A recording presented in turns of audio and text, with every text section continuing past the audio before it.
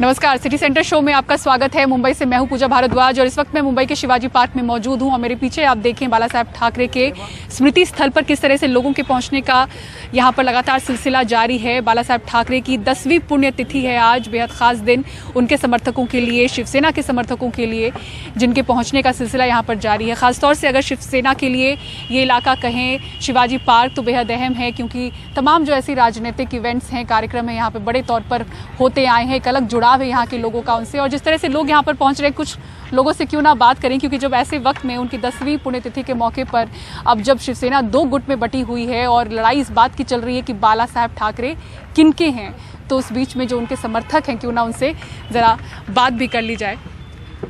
किनके हैं बाला साहब ठाकरे? बाला साहब ठाकरे जी हर मुंबई करके हैं। आज मुंबई में उनका जो स्थान है, आज भी हमें याद आता है कि उनके वजह से हम लोग हैं, इसलिए हम आज यहाँ पे आए बाला साहब ठाकरे जी के लिए। हमारे लिए वो वंदनीय है, आदरणीय है। आप लोग भी पार्टी से जुड़े हुए हैं क्या? नहीं। अच्छा, तो यहाँ पर क्यों पहुँचे? जी, हम बाला साहब ठाकरे की विचारधारा से जो हिंदुत्व के प्रति थी उनकी, तो हमारी श्रद्धा है। तो हर बार पुण्यतिथि पे हम आते हैं। मैं इंदौर से आया हूँ। अच्छा, इंदौर से आए हैं आप? या यहाँ रहते हैं या इंदौर से स्पेशली आए हैं? इंदौर से स्पेशली आया हूँ मैं एक बार। मैं तो शिवसेनाचा मैं भारतीय देश का शिवसैनिक है। हाँ, कौन सा? हाँ, एक्स आर्मी। हाँ, बाला साहब का शिवसैनिक है। तो उद्धव ठाकरे की शिवसेना के तमाम समर्थक जब यहाँ पे पहुँच रहे हैं तो बात करते हुए गुस्से में भी नजर आ रहे हैं कि आखिर क्यों शिवसेना को गुटों में बांटे जाने की बात की जा रही है, क्योंकि पार्टी तो उनकी है और जो अलग हुआ वो गद्दार है। ऐसे शब्दों का इस्तेमाल शुरुआत से ही करते आए हैं। लेकिन खैर, दोनों ही गुटों की तरफ से, यानी कि शिंदे गुट और उद्धव ठाकरे के शिवसेना की तरफ से आज के बाला साहब ठाकरे की पुण्यतिथि को भव्य बनाने की कोशिश की है। उसकी एक और तस्वीर आपको हम दिखा दें। शिवसेना के समर्थकों की तरफ से किस तरह से यहाँ पर शिवाजी पार्क में बाला साहब ठाकरे की पुष्प से, फूलों से रंगोली बनाई गई है। तो एक और तस्वीर आपको शिवाजी पार्क में हम दिखा रहे हैं, बाला साहब ठाकरे के स्मृति स्थल के बिल्कुल करीब ये फूलों की रंगोली। तो इन्हीं तस्वीरों के साथ हम शो की शुरुआत करें और आइए सबसे पहले बात करते हैं उसी खबर की, उसी रिपोर्ट की जो लगातार चर्चा में बनी हुई है। श्रद्धा मर्डर केस, आरोपी आफताब की पुलिस हिरासत 5 दिनों के लिए और बढ़ा दी गई है और इसमें सबसे अहम खबर यह है कि अब उसका नार्को टेस्ट होगा। इसकी इजाज़त अदालत की ओर से पुलिस को दे दी गई है। लगातार आफताब किस तरह से और राज पे राज खोल रहा है, पुलिस को किस तरह से और अहम सबूत अभी इकट्ठा करने हैं, दिखाते हैं आपको इस रिपोर्ट में।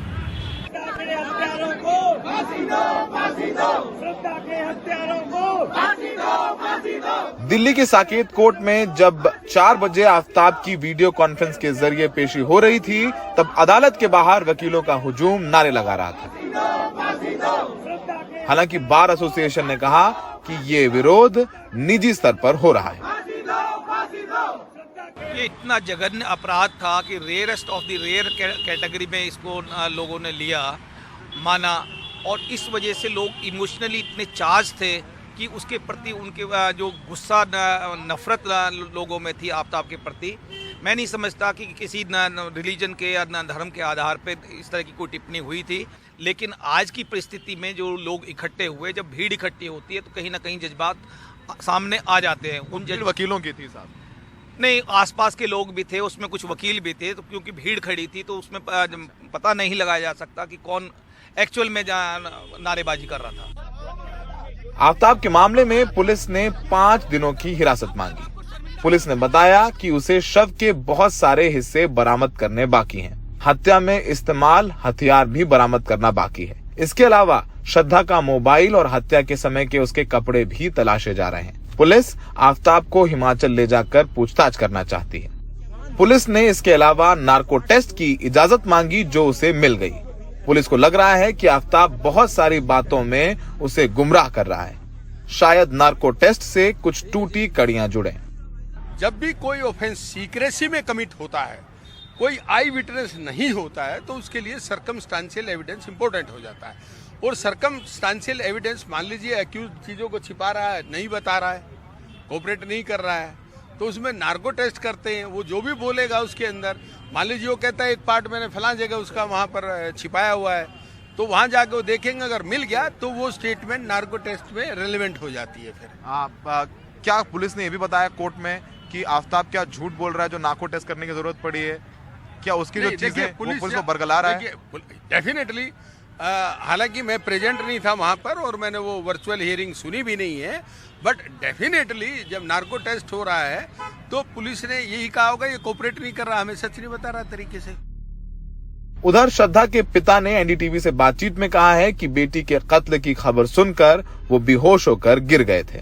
मैं तो वहाँ पे खड़ा भी नहीं हो पाया जहाँ स्पॉट पे जब उसने सब ये किया था। मैं मतलब सुन के हैरान हो गया, मुझे सुनने में भी तकलीफ हो रही थी। तो मुझे तो अभी ऐसे हो रहा है कि मतलब क्या अगर कुछ पहले पता होता तो शायद मैं कुछ कर पाता, बचाने की कोशिश करता था। अब तो वो हो चुकी है, उसके लिए तो अभी ये लड़के ने जो कुछ किया है उसकी सजा तो पूरी मिलनी चाहिए।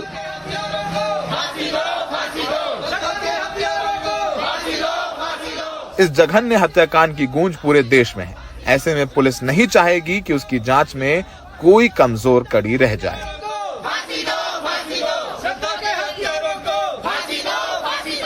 कोर्ट्स, जो देश का लीगल सिस्टम है, अदालत हैं, वो सेंटिमेंट्स, जज्बात पर नहीं चलती, वो चलती हैं सबूत पर। पुलिस को आफ्ताब को सजा दिलाने के लिए मजबूत सबूत चाहिए, जिसके लिए नार्को टेस्ट होगा। जो नार्को टेस्ट में नतीजे आएंगे उसके बिना पर पुलिस सबूत जुटाएगी, क्योंकि अभी पुलिस के पास कोई मजबूत सबूत नहीं है। जो अवशेष मिले हैं उसके डीएनए सैंपल लिए गए हैं, उसको मिलाया जाएगा श्रद्धा के पिता के डीएनए सैंपल के साथ। वो मिले तो ही पुलिस साबित कर पाएगी कि ये श्रद्धा के ही अवशेष हैं। तो फिलहाल एक लंबी कोशिश पुलिस को करनी होगी आफ्ताब को सजा दिलाने के लिए। साकेत कोर्ट में सहयोगी एजो जोसेफ के साथ सौरभ शुक्ला, एनडीटीवी इंडिया। क्रांतिकारी से हिंदुत्व के विचारक विनायक दामोदर सावरकर के राष्ट्रीय स्मारक पर इस वक्त हम मौजूद हैं। मुंबई के दादर में स्थित आप ये तस्वीरें देख सकते हैं, और ये तस्वीरें आज बेहद खास इसलिए भी हो जाती हैं क्योंकि महाराष्ट्र में इनके नाम पर अब सियासत तेज हुई है। राहुल गांधी के बयान के बाद जो उन्होंने दिए भारत जोड़ो यात्रा के दौरान, उनके इस बयान के बाद एकनाथ शिंदे गुट ने महाराष्ट्र में जगह जगह उनके खिलाफ आंदोलन छेड़ा है। उनकी तस्वीरों पर कालिक पोते जाने की तस्वीरें भी सामने आई हैं। उन्होंने अपना बयान एक बार फिर से दोहराया, हालांकि उद्धव ठाकरे ने उनके बयान से दूरी बनाई। क्या है आखिर ये पूरा विवाद, आपको दिखाते हैं सुमित मिश्रा की इस रिपोर्ट में। सावरकर जी 2-3 साल उनको अंडमान में बंद कर दिया, उन्होंने चिट्ठी लिखनी शुरू कर दी, हमें माफ कर दो, जो भी हमसे चाहते हो ले लो, बस मुझे जेल से निकाल दो। 15 नवंबर को महाराष्ट्र के वाशिम में बिरसा मुंडा की जयंती पर बात करते हुए कांग्रेस नेता राहुल गांधी की इस टिप्पणी का विरोध शिवसेना के एकनाथ शिंदे गुट ने किया। ठाणे में राहुल गांधी के खिलाफ प्रदर्शन करने के साथ ही सांसद राहुल शेवाड़े ने भारत जोड़ो यात्रा पर रोक लगाने की मांग की। मैं महाराष्ट्र के मुख्यमंत्री और उप मुख्यमंत्री से अपील करता हूं कि भारत जोड़ो यात्रा को महाराष्ट्र में रुकवाना चाहिए। ये बताना चाहिए कि महाराष्ट्र में कानून का राज चलता है और ये सावरकर के विचार का राज्य है। रणजीत जी सावरकर। उप मुख्यमंत्री देवेंद्र फडणवीस ने भी राहुल गांधी के इस बयान का विरोध किया, साथ में आदित्य ठाकरे के भारत जोड़ो यात्रा में शामिल होने पर भी सवाल उठाया। मैं विचार कर रहा था कि स्वर्ग में बाला साहब ठाकरे पर क्या गुजर रही होगी जब वो देख रहे होंगे कि राहुल गांधी के साथ आदित्य ठाकरे पदयात्रा कर रहे हैं। उद्धव ठाकरे ने जहां राहुल गांधी का सावरकर को लेकर दिए गए बयान का विरोध किया, तो वहीं वो बीजेपी पर भी हमलावर रहे। स्वातंत्र्यवीर सावरकर, उनके बारे में हमारे मन में, दिल में श्रद्धा और प्रेम है, निष्ठा है। वो ऐसे जाएगी नहीं, जाने वाले नहीं, और कोई भी जितना भी प्रयत्न करे तो उसको हम हटने नहीं देंगे। लेकिन साथ ही साथ जिन लोगों का स्वातंत्र संग्राम जाने ना 75 साल पूरे हो गए, उसके पहले जो भी हमें सवाल कर रहे हैं उनका योगदान क्या है स्वतंत्रता के लिए? क्या उनके कितने लोग अंदर गए थे, जेल में गए थे, और कितने लोगों ने बलिदान किया है? जिनका कोई योगदान नहीं रहा, ऐसे लोगों को अधिकार नहीं स्वातंत्र्यवीर सावरकर के बारे में हमें सवाल पूछने का। गुरुवार को राहुल गांधी से जब दोबारा सावरकर पर सवाल पूछा गया, तो उन्होंने मीडिया के सामने एक चिट्ठी पेश कर बताया कि सावरकर ने अंग्रेजों से माफी मांगी थी और वो केवल सच बता रहे हैं। ये मेरे लिए सबसे जरूरी डॉक्यूमेंट है। ये देखा आपने? दिख रहा है आपको? और इसमें आप देख लीजिए, ये सावरकर जी की चिट्ठी है जिसमें उन्होंने अंग्रेजों को लिखा है, और मैं पूरी चिट्ठी आपको पढ़नी होगी, देख लीजिए, मैंने हाईलाइट भी कर रखी है, मगर मैं सिर्फ आखिरी लाइन पढ़ना चाहता हूं। सर, मैं आपका नौकर रहना चाहता हूं। ये मैंने नहीं लिखा, ये सावरकर जी ने लिखा है। महाराष्ट्र की राजनीति में सावरकर को लेकर विवाद होते रहे हैं, लेकिन जिस तरह से पहले आदित्य ठाकरे राहुल गांधी के साथ भारत जोड़ो यात्रा में चलते नजर आए और बाद में उद्धव ठाकरे ने अपने आप को राहुल गांधी के सावरकर के बयान से तो अलग किया, लेकिन बीजेपी पर भी वो हमलावर रहे, उससे ये तो साफ है कि आने वाले समय में महाविकास आघाड़ी में उद्धव ठाकरे और कांग्रेस साथ में रहेंगे। लेकिन दूसरी तरफ बीजेपी और एकनाथ शिंदे गुट की कोशिश होगी कि वो बार बार इस मुद्दे को उठाते रहें। मुंबई से कैमरा पर्सन संजय मंडल के साथ Sohit Mishra, NDTV India. MCD चुनावों में कैश फॉर टिकट मामले की जो आंच है वो आम आदमी पार्टी के विधायक तक पहुंच गई है। मॉडल टाउन से आम आदमी पार्टी के विधायक अखिलेश त्रिपाठी को एसीबी ने पूछताछ के लिए बुलाया।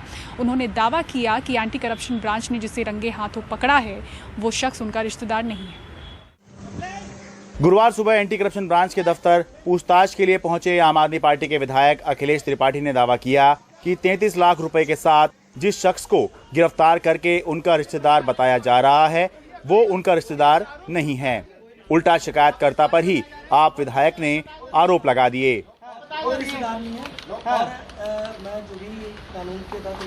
55 लाख रुपए लिए आपने सर? 55 लाख रुपए लिए आपने? कितने लिए? खुद ही दलाली में शामिल रहता है, उसके खिलाफ कम से कम 50 केस चल रहे हैं।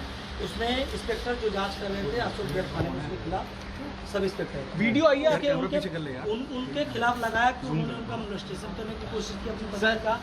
डीडीए के अभी एक वायरल हुआ, डीडीए का एक केस जिसमें डायरेक्टर लेवल के एक अधिकारी थे, उनको फोर्स करके उनको ब्लैकमेल करने का काम कर रहा था और उसका भी वीडियो वायरल हुआ था।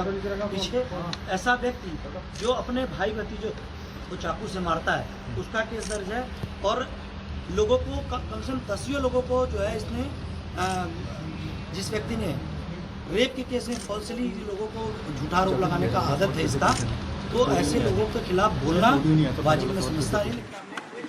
कैश फॉर टिकट मामले में शिकायतकर्ता गोपाल खारी भी एसीबी दफ्तर पहुंचे और दावा किया कि उनके पास सारे सबूत हैं और उन्हें धमकी दी जा रही है।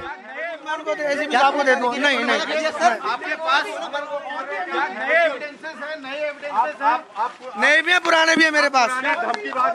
मेरे को धमकी दी जा रही है, मेरे को धमकी दी जा रही है। कंप्लेंट वापस लो। आपका पुराना आपराधिक इतिहास वो बोले अभी तक कौन बोले? सारे फर्जी है मेरा, इतिहास उठा के देख लो मेरी एफआईआर। इस मामले में आम आदमी पार्टी के 2 विधायकों अखिलेश पति त्रिपाठी और राजेश गुप्ता पर 90 लाख रुपए लेकर टिकट दिलवाने की कोशिश करने के आरोप हैं, जिसमें 33 लाख रुपए एसीबी ने जब्त करने का दावा किया है और 3 लोगों को गिरफ्तार करने के बाद एक विधायक से पूछताछ की है। जल्द ही दूसरे विधायक से भी पूछताछ संभव है। जहां तक मेरी जानकारी है, इस तरह के मामले में पहली बार कोई कानूनी कार्रवाई होती दिखाई दे रही है।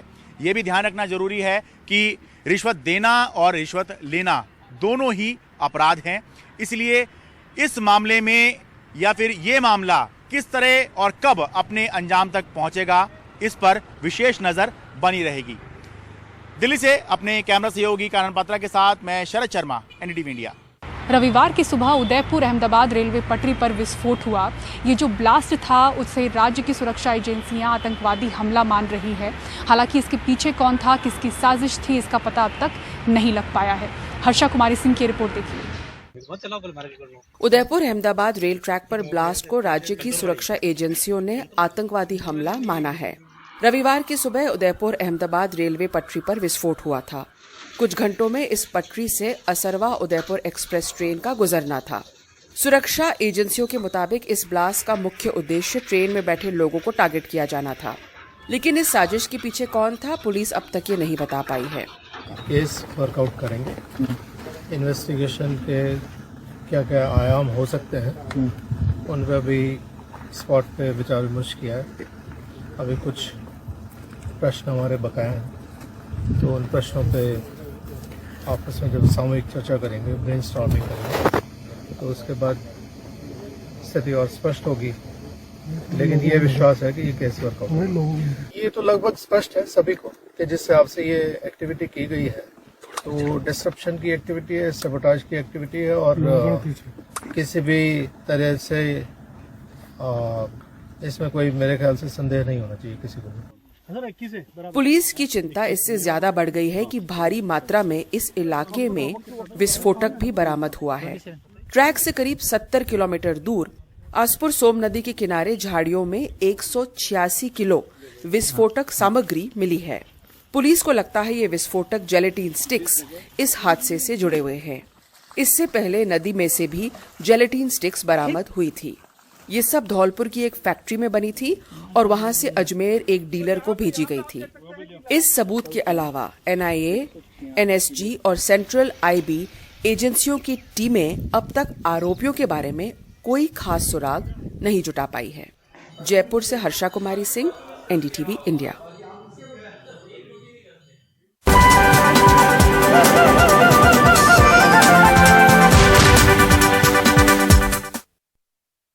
और अब आइए बात करते हैं मुंबई में किस तरह से मीजल्स यानी कि खसरा का फैलाव हो रहा है। 164 मरीज इसके सामने आ चुके हैं, 7 संदिग्ध मौतें हो चुकी हैं। 5 साल से कम उम्र के बच्चे तेजी से इसका शिकार हो रहे हैं। खासतौर से गोवंडी इलाके से मरीज सामने आ रहे हैं और सबसे ज्यादा मरीज मुंबई के कस्तूरबा अस्पताल में भर्ती हैं। आपको ये रिपोर्ट दिखाते हैं। जैनब अदा, जहांगीर शेख, अब्दुल कयूम जैसे कई परिजनों के बच्चे गंभीर वायरल इन्फेक्शन खसरा यानी कि मीजल्स बीमारी से जूझ रहे हैं। अधिकांश मरीजों का इलाज मुंबई के इसी कस्तूरबा अस्पताल में चल रहा है। गोवंडी, मानखुर्द जैसे कुछ इलाकों में 5 साल की उम्र तक के बच्चे तेजी से खसरा का शिकार हो रहे हैं। कुछ मरीज कहते हैं कि बच्चे को टीका लग चुका था, फिर भी बीमारी हुई, कुछ का बाकी था। क्या लक्षण थे, अभी क्या कंडीशन डॉक्टर? क्या स्टार्टिंग में ना उसको ना सर्दी, जुकाम, बुखार उसको बहुत आ रहा था, फिर वो ईचिंग हो रहा था, उसके प्रॉब्लम हो रहा था स्किन में। तो डॉक्टर को मैंने वहाँ पे प्राइवेट दिखाया था, उन्होंने बोला सही हो जाएगा। इधर लेकर आया तो उन्होंने बोला एडमिट करने, तो बोला 1 हफ्ते का कोर्स है, सही हो जाएगा। क्या उम्र है बच्चे की? वो 2 साल 3 महीने। 2 साल। हाँ, बता अच्छा देख रहे हैं वहाँ। उनका भी टीकाकरण हुआ था क्या? हाँ, सभी जितने डोज लगते हैं ना टीके के, सभी हुआ है। मीजल्स का हो चुका है? हाँ, सब हुआ है। अब बाकी ये क्यों हो रहा है ये तो मुझे जानकारी नहीं है। तो आप जहाँ रहते हैं, आपका गोवंडी में रहते हैं? हाँ। तो आपके आसपास के पड़ोस इलाके में कितने बच्चों को ये हुआ है? वहाँ पे तकरीबन हमारे घर के पास ही 4-5 बच्चे ऐसे हैं जो यहाँ पे आके एडमिट है अभी। मेरे बच्चे के साथ हमारे लड़की की मतलब नवासी है, 1 महीने से इलाज हो रहा था, उसका बुखार तक कंट्रोल नहीं कर पाया वो। फिर यहाँ एडमिट करने के बाद 4 दिन में वो बच्ची अच्छी हो गई। डॉक्टर्स कह रहे हैं कि टीका नहीं लेने की वजह से जो 2 साल में लोग टीका ये जो बच्चों को सब हुआ है, सब टीका लगे हुए हैं, सब इन लोगों का कोर्स हुआ है, उसके बावजूद ऐसा हो रहा है। MR1 MR2 का कोर्स सब कंप्लीट है, फिर भी हो रहा है। सब अभी कंडीशन ठीक है ना आपकी? कंडीशन अभी ठीक है। यहाँ आने के बाद पहले ही दिन में कंट्रोल किए लोग। हमारी लड़की का नहीं हुआ था गाँव में, मतलब मेरी लड़की हुई थी तो एक ही हुआ था खाली। अच्छा, एक हुआ था और दूसरा आपने नहीं लिया? करवाया था। तो अभी टीका करवा लिया? अभी नहीं कराया, यहाँ से बोले डॉक्टर डिस्चार्ज होगा ना तो करवा लेने के लिए। अब तक मुंबई में मीजल्स के कारण 7 संदिग्ध मौतें हो चुकी हैं। मीजल्स के अब तक 164 मामले यहां सामने आए हैं। इनमें से 80 मरीज अस्पताल में भर्ती हैं। इस साल सितंबर महीने से खसरा का फैलाव मुंबई शहर में हुआ। 2021 में खसरे के सिर्फ 9 और 2020 में 25 मामले मुंबई में देखे गए थे। मुंबई के 8 वार्ड में खसरा का फैलाव है, सबसे ज्यादा गोवंडी और मारखुर्द इलाके में। मरीजों को बुखार, सूखी खांसी के साथ शरीर में दाने की समस्या आ रही है। सबसे ज्यादा मरीज मुंबई के कस्तूरबा अस्पताल में भर्ती हैं। और मीजल्स के मरीजों के लिए सबसे ज्यादा जहां पर बेड्स लगाए गए हैं वो है BMC का अस्पताल, मुंबई का कस्तूरबा हॉस्पिटल, जहां पर इस वक्त हम मौजूद हैं। और मेरे साथ कस्तूरबा हॉस्पिटल के मेडिकल सुपरिटेंडेंट चंद्रकांत पवार जी मौजूद हैं। सर, शुक्रिया हमसे बात करने के लिए। कितने बेड्स की तैयारी है यहाँ पर सर, और कितने मरीज भर्ती हैं? As of now, 83 beds available हैं एंड इफ रिक्वायर्ड एक नया वार्ड भी स्टार्ट करने वाले हैं if the number of patients increase. At the same time 74 patients हैं एज ऑफ नाउ और 74 patients all are under treatment. उनमें से कितने सर गंभीर मरीज हैं, वेंटिलेटर पर हैं, कुछ अगर उसकी जानकारी दें? और 2 पेशेंट्स वेंटिलेटर पे हैं and 5 patients are on oxygen. जो डेथ्स हुई हैं सर 4 यहाँ पर बच्चों की, उसके बारे में कोई जानकारी दे पाएंगे? एज ग्रुप क्या था और क्या सिम्टम्स थे, लक्षण कितने बढ़े थे अचानक? अभी तक डेथ कमिटी नहीं हुई है हाँ। तो उसके बाद ही इंफॉर्मेशन देना उचित। डेथ्स कितने हैं सर? कस्तूरबा में 4 डेथ्स हुए हैं, तो उसका डेथ कमेटी जो होगी that will confirm the cause of death. खसरे के मरीज कुछ समय पहले तक न के बराबर थे। सितंबर से अचानक ही मुंबई में इस बीमारी के मामलों में बढ़ोतरी देखी गई। बीएमसी के मुताबिक करीब 20,000 बच्चे ऐसे हैं जिन्हें मीजल्स का टीका नहीं लग पाया। टीकाकरण पूर्ण तरीके से न होना भी इस फैलाव का कारण बताया जा रहा है। इसलिए प्रभावित इलाकों में बीएमसी द्वारा टीकाकरण में तेजी दिख रही है। वहीं केंद्र की एक्सपर्ट टीम भी राज्य को रोकथाम उपायों के संचालन की सुविधा प्रदान कर रही है। मुंबई से कैमरामैन अल्ताफ के साथ पूजा भारद्वाज, एनडीटीवी इंडिया। और सिटी सेंटर शो में फिलहाल इतना ही। मुंबई के दादर से पूरी टीम को दीजिए इजाजत। खबरों के लिए देखते रहें एनडीटीवी इंडिया। नमस्कार।